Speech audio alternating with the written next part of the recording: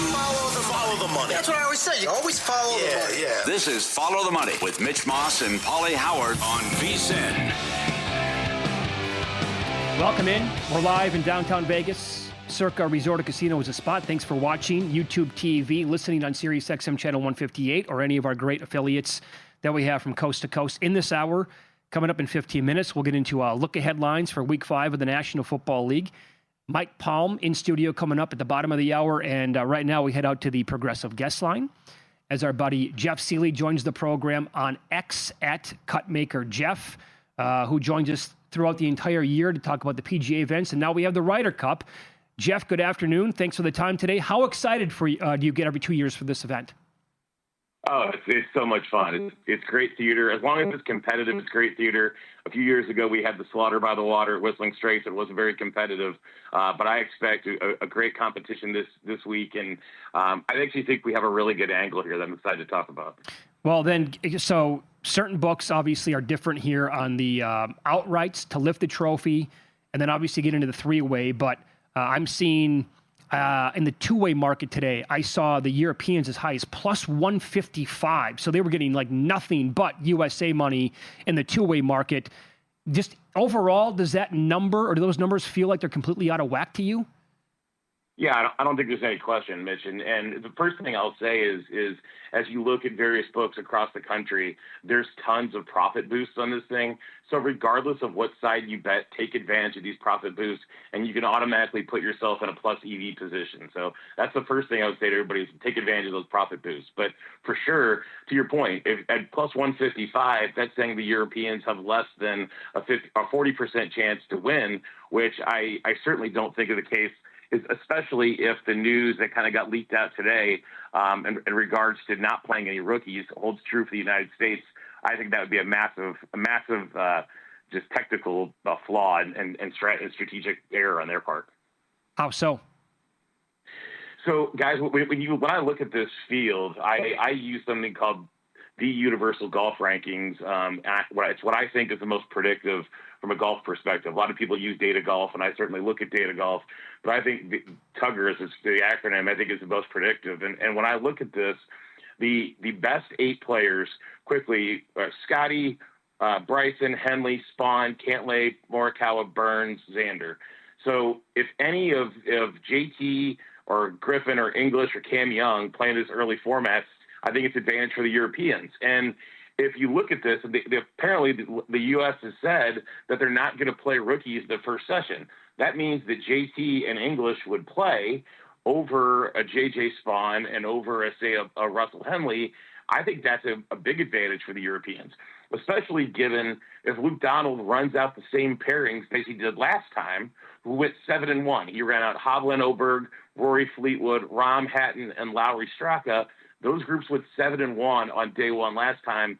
I think if they do that again and the U.S. plays no rookies, that's a huge edge of the Europeans. And I'll be betting Europeans outright day one, and I'll be betting the Europeans in every single matchup. Okay. Oh, wow. Well, how did you use the profit boost so our audience can take advantage of that? Like, what did you do, like, specifically here, maybe for the Euros to, like, lift the trophy or beyond that? Sure. Yeah, so I like FanDuel is a good example. They have 100% profit boost up to $100 max. So if you don't want to bet a ton of money, you want to have a good price. I used it to boost Europe to plus 248 to lift the trophy. So if you think that the Europeans have better than a 29% chance to lift the trophy, which I certainly do, then that is about as plus EV a bet as you could possibly make. What's your favorite bet?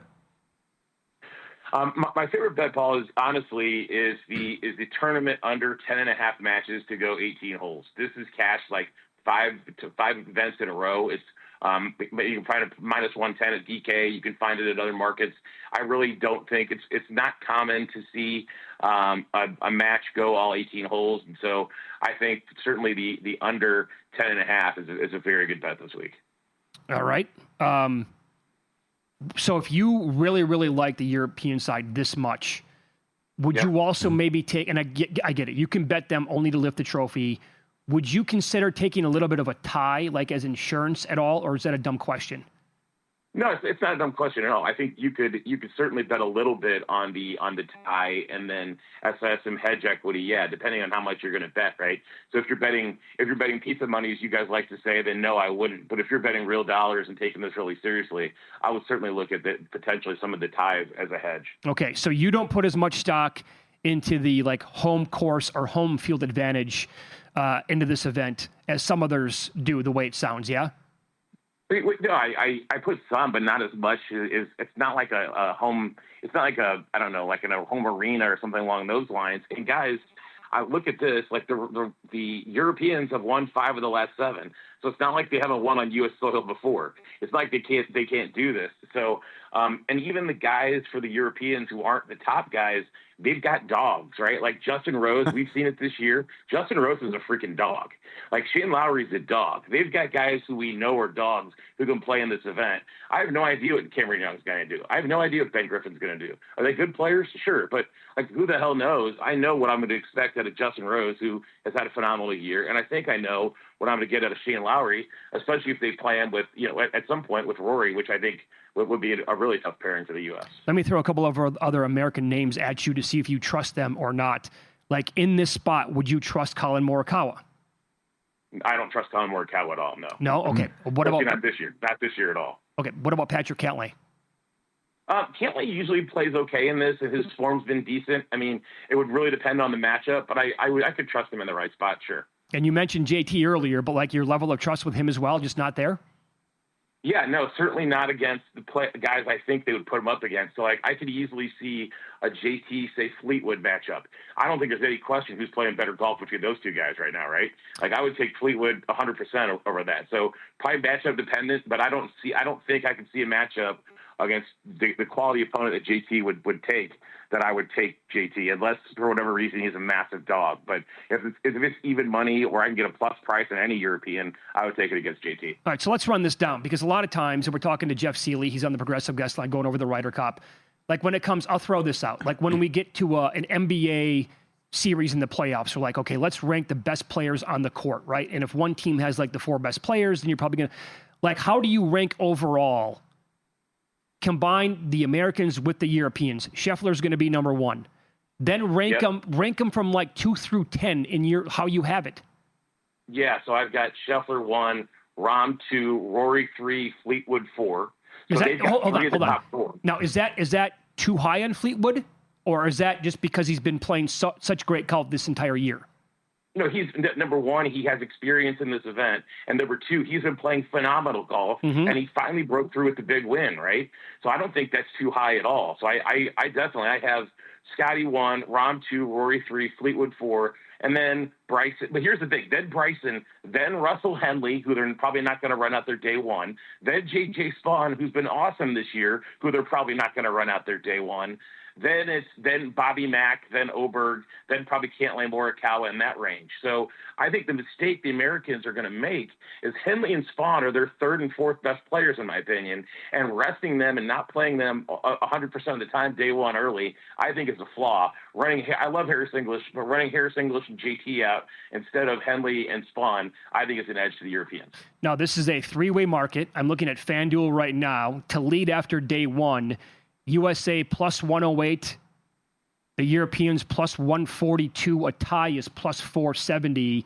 Would you think there's a bet there to be made? And have you seen like just a 2-way market and not a 3-way market with a bet like that? I do think there's a bet to be made. I certainly like the Euros there. What I like even better, Mitch, if they don't play any of the rookies in Match 1, is I'm looking right now and I see day 1 foursomes winner, which would be the very first event, European at plus 160. Another one that I like is the top total point scorer. I would believe that Luke Donald is going to put Tyrrell Hatton with Jon Rahm as much as humanly possible, and I think that is going to be a very difficult matchup for any of the Americans. I would not be surprised to see those guys sweep their matches. With that said, I think 22-1 on Tyrrell Hatton as top overall point scorer is a tremendous value, because he's going to get an easier draw than Rahm is in the head-to-head matchups, but he's going to have the benefit of playing with Rahm and in foursomes and 4-ball. huge edge. I think that is a tremendous bet. That is by far and away my favorite top point player is Tyrrell Hatton. Very good info. Who is the easiest European to break that you would want Scheffler to match up against? Well, I mean, they're not going to put him up against Højgaard, but I would say that easily. But I think if I'm Scotty, I mean, look, I think if I'm the American, I put Scheffler up against Rory, right? I think that's the guy I think he could break. And honestly, Scotty would probably be like minus 160 in that matchup anyway. So I would put him against Rory for sure. Not against Rahm, definitely against Rory. That would be the way I would lean. Yeah. By the way, in that matchup, in that 1-2 there, if it's Rahm and Hatton, who do you think should be put up from the American side against those two guys? They're probably going to do like Scotty and Harris English or something like that, which I would majorly favor Rahm and Hatton in that matchup. Very good. You can follow Jeff on X. He is at Cupmaker Jeff. Again, you said to create a really good plus EV betting opportunity on other side, shop around, take advantage of this because books are offering like profit boosts pretty much across the board. Absolutely. They're all over the place. Very good. Thanks, pal. Good luck. Enjoy the event. All right, fellas. Take care. Thank you. Be good. Enjoy the Fever game Friday. Can't believe they got a chance. Didn't go well last night, but good bounce back there. I mean, after getting embarrassed in game one and admitting that they thought they were playing Atlanta. Yeah. You said you were watching it live when it happened. Yes. She was stunned. Asia Wilson stunned. Yeah. She's like, what? We play Indiana? Oh, okay. All right. This is this kind of gets buried because of the college football weekend in the NFL. But man, people. It does. I know. Yeah. It's unfortunate with the timing, especially with the college football schedule Saturday. Yeah, they could never play it during the week. That would never make sense. Travel purposes, whatever. But fans, that whole thing. We'll get into week number 5. Look ahead numbers in the National Football League next here on VSiN.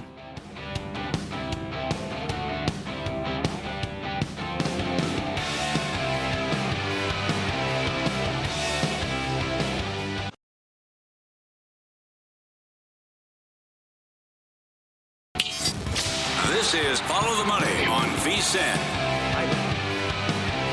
Mike Palm, the maestro, coming up in studio in the next 15 minutes. Also, Jensen Lewis, morning show host, VSiN by the Books here on the network. He'll join us. He played for the Guardians, still covers the Guardians.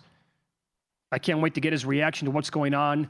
And they took money today, plenty of it, like 30-cent move on the Guardians against the Tigers. As this tailspin and free fall for Detroit just won't stop. 9-21 when Flaherty starts this year. Yep. Cleveland starters during this last 18-game stretch, 11-0 with a 1.34. Oh, it's not bad. Look at headlines here. Week 5, National Football League. The Westgate, usually in here in Las Vegas, the first to post. They opened up the Rams Thursday night against the 49ers. This is in Los Angeles. What a great game. That's how you start the week. Rams 3.5 is what they opened. DraftKings right now sitting at 3. Total 46.5. Too high? Like the Rams. Could be, yeah. I'd like the Rams side, though. I imagine it's Purdy who's back, but still.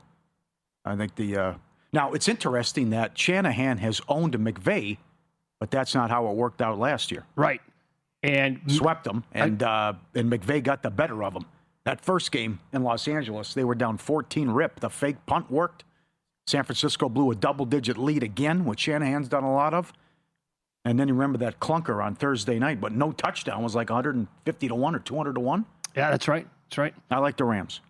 Yeah, I think the total might be a little bit too high as well there, 46.5. Although, again, today, news for 49ers, Brock Purdy evidently was a limited practice participant, and Ricky Pearsall and Jawan Jennings both missed today. That's more for this week, obviously, against Jacksonville, but obviously always something to monitor. And then we have a game in London. This will be back-to-back games for the Vikings overseas. Of course, they get the Steelers this week in Dublin, and then they take on the Browns, 4.5 for Minnesota.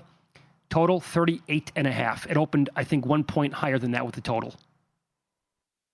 This is almost like I know you're not supposed to do this, but man, how about a 13-point teaser, right? The old New York teaser. The New York teaser. And go under like 52.5 in this game.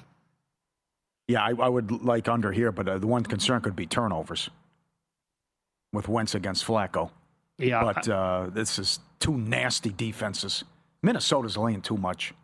4.5? Yes. That's kind of a big number. Wentz looked good, but come on. That was also Cincinnati giving the ball away. I think there's an angle here where Carson Wentz is going to get sacked 5 times, and he's going to throw for like 100, yes. 112 yards. Oh, yeah, that's in play. Yep.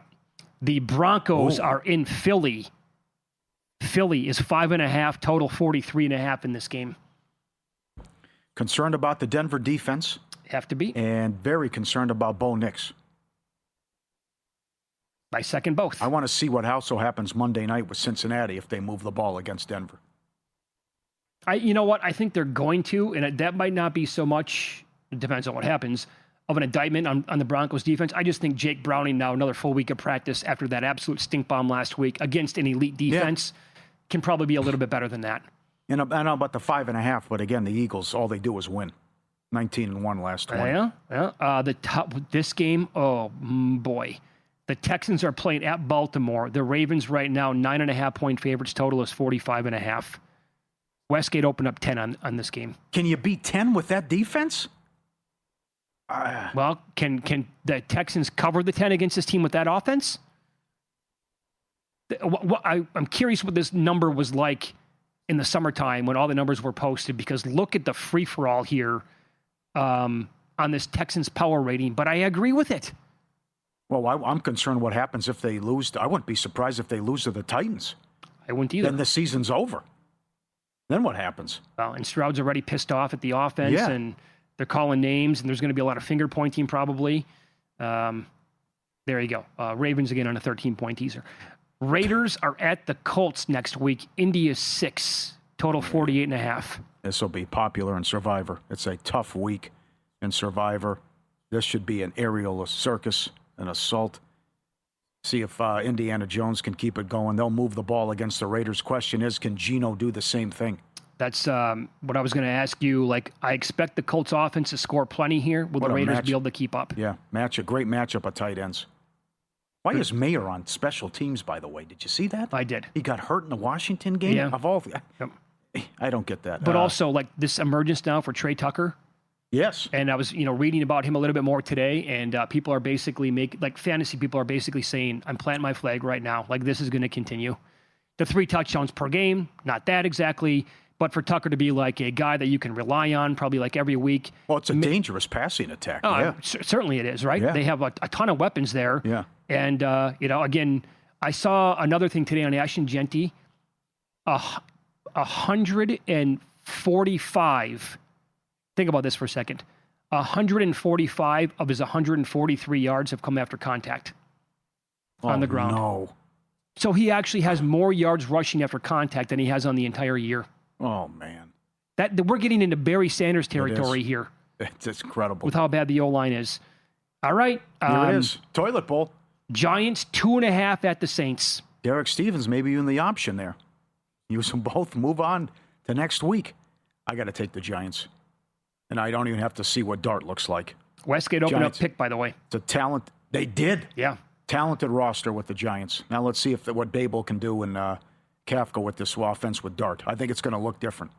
Total's 43.5. Yep. I don't trust the Rattler. And I think the Giants will get that. I got to take the Giants here. How about Giants defense? Maybe a little fugazi so far. Okay. They've been disappointing. And no doubt. You know what? Rattler, though, has had, again, competition here considered. The Seahawks game, they got absolutely blasted, but the first 2 games, not awful. The Niners game, best game of his career. And I think the Giants can probably score. Even with Dart here, you can probably bank on them scoring in the 20s in that spot. Dolphins are at Carolina. Oh, boy, this one's tough. I would have to take Carolina here, but also I got to see what happens Monday night. If Miami loses that game, it's probably they're cleaning house. Yeah, it could be. They're going to be 0-4 and lose at home to the Jets. And Carolina's 1.5, and the game total is 46.5. Uh-huh. I'm also super intrigued what happens in this Carolina-New England game this week. New England never should have lost to Pittsburgh. That game should have been way high scoring. No. Higher scoring. Right. And on the flip side, Bryce Young's 1-15 on the road. Yeah, and they had 240 yards of offense, 4 yards per play, and shut out the Falcons. Yes. So I'm intrigued by that matchup. Also, then the Cowboys are 1.5-point favorites at the Jets, 46.5. Somebody should show Jerry Jones this point spread for the upcoming game and just say, sell the team. You're a 1.5-point favorite against the Jets. Yep. Come on, pal. That's rock bottom. Remember what he said after the trade. We're a better team right now today. This is too high. Arizona 9.5 at the Westgate against the Titans? Yeah, down to 7.5. Without Connor? At DK. Well, Benson, I think, is going to be a damn good pickup. Well, I also think Tennessee will move the ball here because Arizona's leakage, serious issues against the pass, and that's why Seattle's favored tomorrow. And I think Darnold can hunt. Yeah, and the Cardinals passing a game attack with Kyler Murray does nothing for me. Yeah, your buddy Harrison, yes. What a game this is. Buccaneers at the Seahawks. Ooh. Seattle 1.5, total 44.5. Got to see who's playing for Tampa. I know Evans won't be in, but let's see who's back and who they have. And They might have Wirfs and Godwin back for that game. Yes, right. Let's also see how it looks against the Eagles and if there's also more injuries and if they're clean. And that's going to be extended rest here for Seattle as they play tomorrow night. Good point. This is too high. Come on now. I know they've been awesome the last couple of weeks. Detroit, 7.5 at Cincinnati? Whoa. But you really like Jake Browning. Yes, I do. But come on. This is a playoff team. You're begging for punishment here. 7.5? Yeah. Paul. Wow. What do you think it should be, 4? The Lions are a freaking machine right now. Well, it was the perfect storm. Cincinnati looked like ass, and Detroit opened up a can. Oh, you know what? Give me the team total for the Lions in this game. Yeah. Okay. Bengals aren't getting many stops. Commanders at the Chargers, really good game here. Bolts are 2.5, 48.5. Oh, Again, I would assume Daniels will be back for that game. Will be, yeah. And if, in fact, the number tells you it is. Yeah. Patriots against the Bills, Buffalo 10, 49.5. That's the Sunday night game? Oh, yeah, yuck. Bad job. And then the Monday nighter, the Chiefs are 3.5 at the Jags, 44.5 is the total there. I want the Chiefs if Worley plays. I want the Chiefs if they lose against the Ravens. Oh, yes, with the season on the line as well. Not bad. Good angle. Fake cappers are everywhere. Lying about their records and scamming bettors. There's a solution, Juice Reel. Trusted marketplace for buying and selling picks. With total transparency on the Juice Reel app, every seller syncs their sportsbook account, so their full betting history is imported directly from the books. No fake records, no hype, just facts. The only way to sell picks is prove you can win, and the only picks you can buy are from verified bettors with real results. The days of inflated profit claims are over. On Juice Reel, you can tail proven winners or get paid when others tail you. Download Juice Reel today, REEL, Juice Reel. Get it now. One note on that Thursday night game tomorrow night. Kyler Murray, when he plays the NFC West in the first half, 6-23 ATS. Really? That's specifically against divisional opponents. Ooh. So they have had his number basically his entire career now. Mike Palm on the program coming up next. We'll kick around baseball down the stretch and what has caught his attention from a betting standpoint here on Follow the Money. It's VSiN, the Sports Betting Network.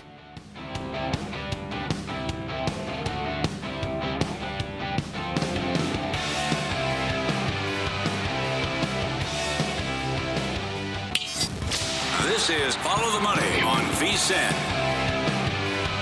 It's good to have you on board. Thanks for watching today's program on YouTube TV, listening on Sirius XM channel 158 or any of our affiliates across the country. Wednesdays with the maestro here, Mike Palm, joins us on the desk here live in downtown Vegas from the Circa Resort and Casino. Good to see you, Mike. How are you today? Hello, Mitch. Hello, Paul. Terrific. Thank you for having me. You must be completely locked in as someone who doesn't miss anything with the games going on at night. Are you fully immersed in the baseball action every single night? No, I'm just scoreboard watching more than anything. Depending on what's going on. If Monday Night Football's going on, I'm scoreboard watching. Now we won't have WNBA for another 2 nights, so the next 2 nights I'll get into it a little bit more. These are certainly fascinating stories of what's happened here in the last 2 months in baseball. Everything that's still alive. Padres can win their division. Cubs at Dodgers could be a wild card. Yeah. Apparently, Craig Counsell doesn't want home field for that one. They were 7 games up on the Padres 10 games ago. Now they're a game and a half up. Yeah, lost 5 straight. Lost 5 straight. Yep. Take Horton out after 2 innings. I mean, they don't care. It's okay. They'll go on there. They'll go to San Diego or LA for the wild card. It's great, excellent point. I don't get it. I don't get it either. I mean, that was putrid what happened in Cincinnati, and he got shut out a couple times. So this is real, and I can't believe San Diego's saying, "Well, we'll sit some people at the back end of that last series as well, concerned about their health." The Padres have the tiebreaker as well. I don't know. Seems like a big deal to me. I thought, I bet him 11-1 on the trade deadline day, and I thought that was well gone. I mean, the Dodgers were still minus 900 up 3 games on Sunday, right? With 6 to play, 7 and 6 for each of them at that point. So And the Tiger thing is just unprecedented in 140 years of baseball. It is. It's completely. I mean, if they don't make the playoffs, if they blow the division and Houston gets them for the wild card, I mean, can you even bring Hinch back? I don't know. I know that's where you're going to go. Yeah. I could see it coming, and I think that you're spot on with that question. I think it has to be asked. So I had a choice. I bet the Tigers twice during April to win the division. You're counting the money in July. So I had a choice last Thursday. Remember, it was Bibby against Skubal in the morning game. Right. I said, they were still 15-1 Cleveland to win the division last Thursday. They were still 15. Now they're minus $1.50 today. They were 15-1 6 days ago, okay? Do I take 15-1 or do I bet against Skubal in his 2 starts against the Guardians? Yeah. So I took Bibby plus $2 and I took plus 155 last night at home. Now I'm still alive to win the division, but maybe 15-1 would have been the better play. Bibby's won 17 straight decisions against the AL Central. Is that right? Yeah. Yeah. Well, how about last night? How about the inning? The inning from hell. This inning will go down like the top of the 5th in the Yankees-Dodgers Game 5 last year. The ball never left the infield. Right. He thinks he's a long snapper. Yeah. He throws it, but nobody knows how to field a bunt. No. He hadn't balked all year. He'd only thrown 10 wild pitches, and all of it happens in the same half inning that changes the season. Mm-hmm. Yep. I firmly believe if Garrett Crochet goes out tonight and is awesome, right? Let's say I'll define that by 7 innings, couple hits, maybe 1 run, strikes out close to double digits. Red Sox get the win. They make the playoffs. Tigers don't. How is this guy not going to win? Right there, it's a coin flip. He's 15-1 to win the Cy Young. How is that possible? There's some of the war. The war is a big deal, I think, Mitch, in these things. That's why I think Raleigh has a tough time, even though I would vote for him. I think this war stat is so important to these voters. That's the only problem. Crochet definitely, and he's piled up all these wins for this Boston team that's come from nowhere to get into the playoffs. I don't know if you have a case or not. I mean, you're making sense, but the odds are saying you're out of your mind. Well, I know, but again, I'll go back to what Doug Kazarian said last year. They're fake markets. Yeah, right? Yeah. Thibodeau was like 27-1, a month left in the season, and he won Coach of the Year. So you might have something there as well. Do you recommend any future or anything tonight on this great card and what's still like all these races?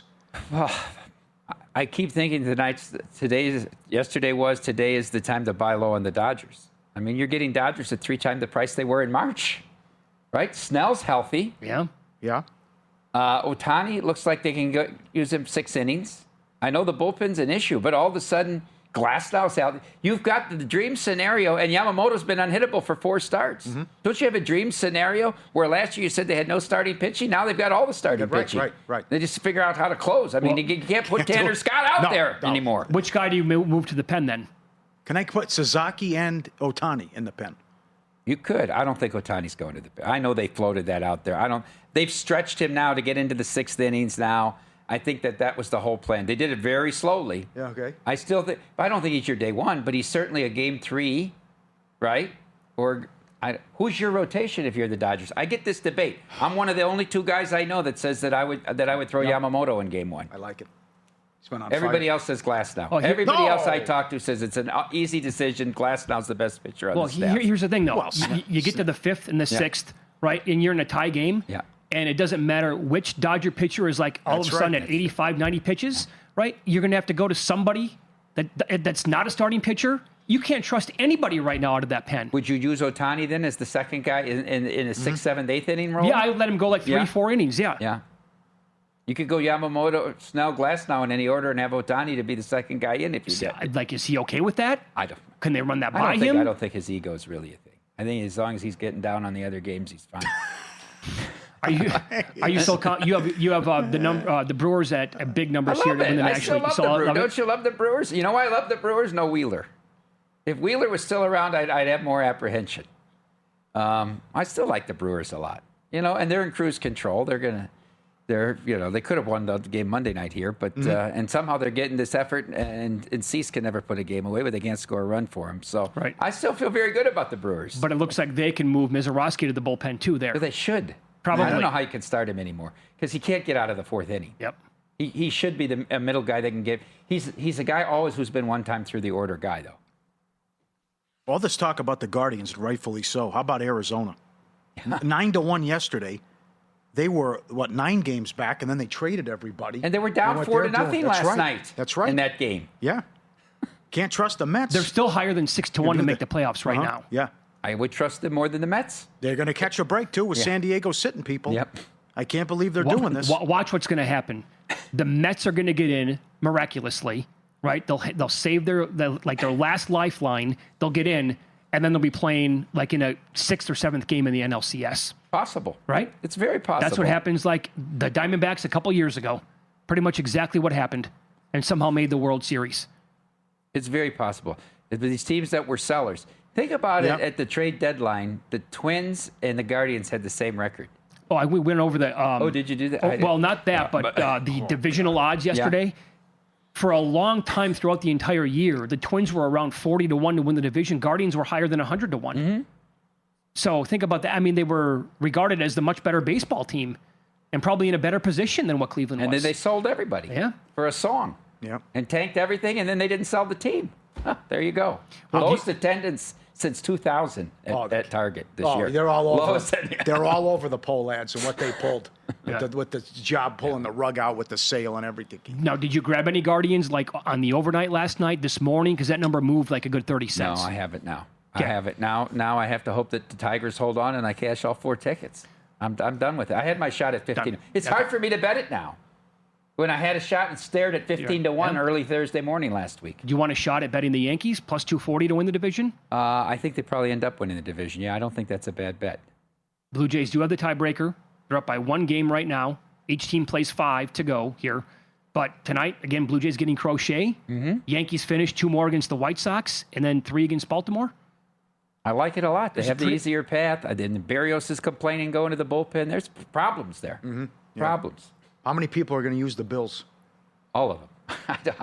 10,000 plus. More than that? No. Well, the record? See, there's finally some carnage. So now you can feel I can be safe, and we're still on a good pace, and it's not going to be this thing where I have to zig and then zag. I mean, New Orleans almost looks like they're tanky. You see the start of that game last week? Oh, it was bad. They get stopped on 4th down. Then they stop them, and they have some lineman get an unsportsmanlike penalty, block punt, return punt. I mean, it's almost like a full tank job here. I'd like to see the 0-17s put up on the board now and take a shot at that with this team. Yeah, I don't hate that. Right? Don't hate that. Right. It ain't Arch they're tanking for, but I mean. Right, yeah, true. That changed. Yeah. That changed. First bet isn't just about placing a bet. It's about helping bettors of all kinds, handicapping tools that provide data-driven insights to help you make smarter bets. Their in-app tools give you win, place, and show probabilities for each runner. You can quickly and easily identify good value plays and improve your ROI. Official horse racing partner of VSiN. First Bet is built for bettors who demand more. Take advantage of a limited time $250 sign-up offer. Claim your bonus now with code VSiN250. Sign up in the First Bet app or at firstbet.com. Promo code VSiN250. Would you co-sign Derek, though, with the Bills saying it's going to be the most used team in the history? Well, yeah, because there's still 13,800, right? That's what's left. And a little bit, maybe not by percentage, but by raw number. So Denver had 7,000 plus in week 1. Oh, yeah. Against the Titans. Mm-hmm. Okay. It's very possible they'll touch 9,000. We'll continue with Mike Palm coming up next. You cannot be serious. And he's telling us possibly the worst management at the end of an awful first half that he has ever seen. Find out the details on that coming up next.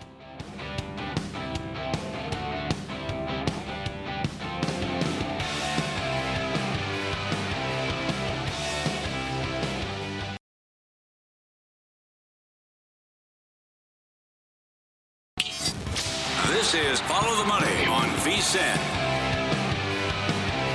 Rolling along here on a Wednesday as we continue with the Maestro. Wednesdays with Mike Palm, VP, Circa, also the D and the Golden Gate here in downtown Las Vegas. Time now for You Cannot Be Serious. You can't be serious, man. You cannot be serious.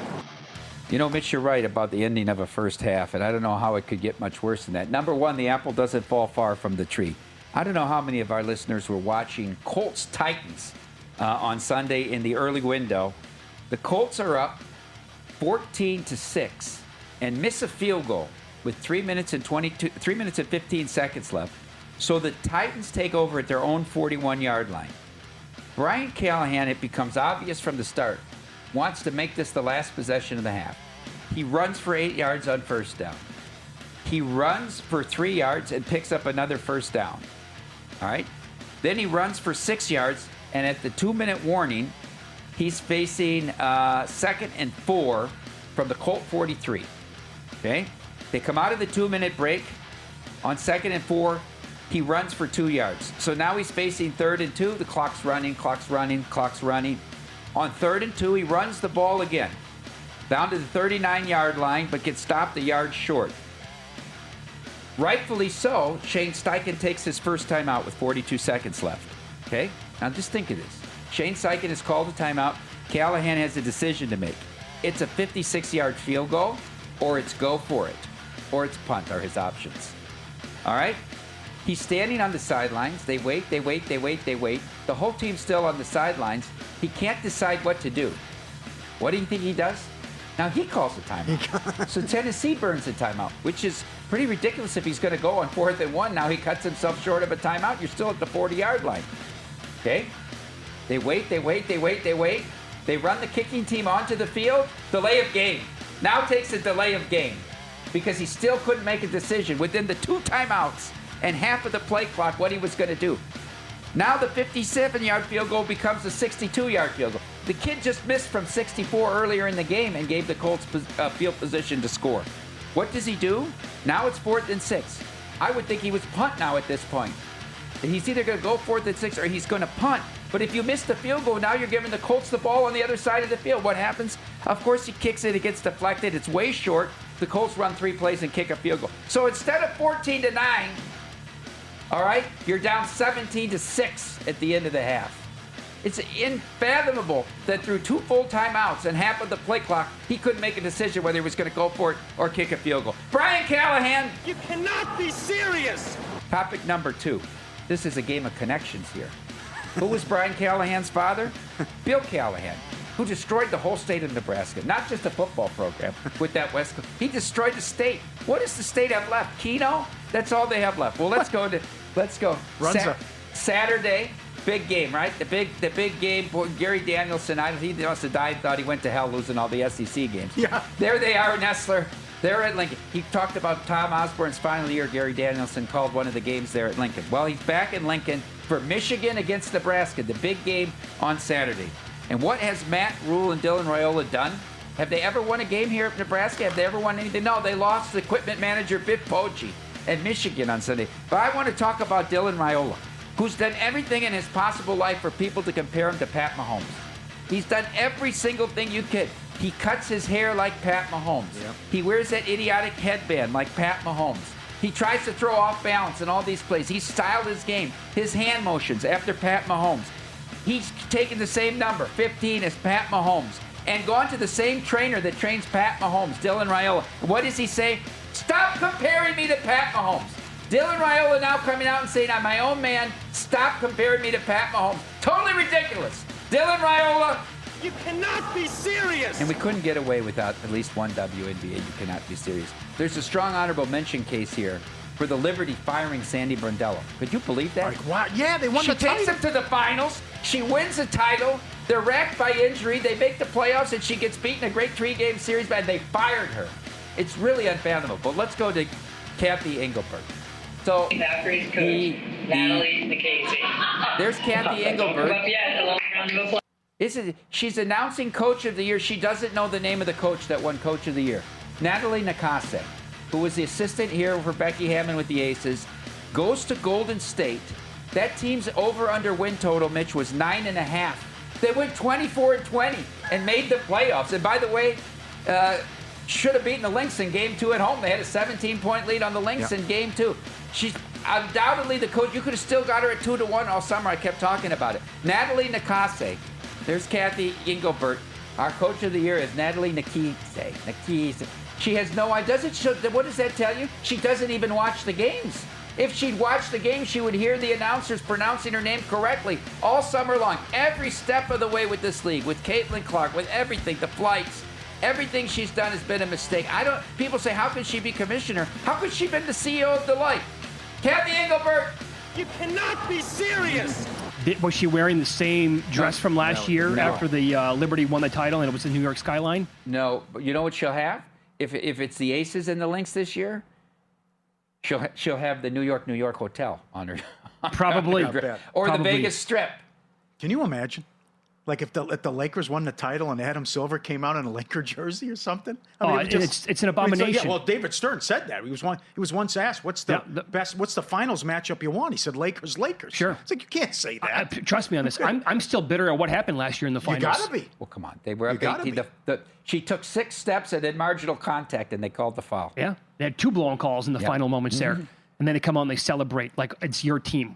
Okay, so you have a couple of futures here in hockey. I do. That you're hot and heavy on? I do. 3. Okay. Okay. I bet. Now, you know the goaltender for the Sabres. Who is it? Ukko-Pekka Luukkonen. All right? Yeah. Paul, hear me out here. Yeah. He's got an injury. They just signed Shesterkin. He won 27 games 2 years ago and 25 last year, and now he's injured. And what if Shesterkin is good in the backup role? Not Shesterkin. Yeah. Igor? Yes, the Sabres shot. Georgiev. I'm sorry, Georgiev. Okay, yes. They signed Georgiev. If he's good in a backup role, he's going to get equal time with Luukkonen when he comes back. His win total's 24.5. Let's go under. Okay. Another key injury with the goalies is, you know who's hurt again? Joe Woll. Yeah, I saw that news yesterday. Stolarz for Vezina, 25-1. He's going to get a lot of playing. You know, he was 5th in goals against average 2 years ago and 3rd last year. Stolarz. And then see what price you can find on Canada to win the gold. In Italy, Russia's out, so that's a big factor. And then this idiot, Guerin, the GM he can't even sign Kaprizov. What are they going to do here? They can't even sign Kirill Kaprizov. This is the staff. He's the GM and his medical staff that totally botched the 4 nations will once again be handling all the U.S. players. No shot the U.S. can win the gold. See what price you can find on Canada for gold in hockey in the Olympics. Very good. Hockey talk. And I know Jonathan Davis here at VSiN, NHL expert, comes on throughout the entire year to give great betting advice and writes at the website as well. His team previews are up right now at vsin.com. And next Tuesday, he's going to join Jonathan Von Tobel and myself. We'll do the new podcast with him, Pod to the Futures with him, and talk exclusively NHL with him then. For those of you that listen to my radio program, Bet on Chicago this weekend on Saturday nights on WLS, Jonathan Davis is one of my guests this week. Okay, very good. NFL handle this year, comparable to last year, higher than last year? Is it off to a good start? No, it's off to a very good start. It's higher than last year. You know, it's very interesting. College football has not been terrific. A little bit of a downtick in handle, but more importantly, not the people driven into the seats. At Stadium Swim on Saturdays, at the Book on Saturdays, I'm at Bar Canada. Very light crowds on Saturdays so far this year. Not the compelling matchups maybe that you would think. Do you think that's what it is? But the bodies to come in and watch on Saturdays has been pretty significantly down so far. I wonder what it's going to be like this week, because last week was a great schedule. This week takes the cake. It might be the best schedule the entire year. The place was empty for Utah, the Utah game at 9 a.m. Really? Yeah. By the way, Tech's pretty good. Yes. Oh, my God. Yeah. Let's not forget they got more money than anybody in the country for every sport. Yeah. That defense is nasty. It is. And big and experienced. Yep. That was a big takeaway from that game. Yeah. I had Utah -3. I did too. I liked 3. I said they haven't played at Rice Eccles. None of this team. It's been 50 years. They're going to have the shock. The fans are on the field. They're going to get over what they dominated the whole game. The competition they played, terrible. Should have been up 24-0 at half. Yeah, right? Yep. Solid B. The Average Joe contest winners, Gary Warner. 4 contestants win a perfect 7-0. Tiebreakers come down to your best bet of the week, followed by best NFL record. Free to enter. Every week you can get cash prizes, quarterly prizes as well. A trip to Vegas, stay at Circa, meet Mike Palm, a beer on me, guest appearance on a VSiN show. Enter anytime, vsin.com/Joe. Responses been incredible. Get up there now. Enter anytime, vsin.com/Joe. Can we tell everybody McCarthy's really not hurt either? He just wants to play Wentz. Come on. I kind of buy into that. No, he's not. He's not hurt. Something tells me you may have. Okay. You got all the tea? Okay. All right. Good to see you again, Mike. Thank you. Have a great week. You're welcome. Jensen Lewis on the program next. He covers the Guardians as well as being a morning show host here on VSiN. How do you stop the bleeding if you're the Tigers?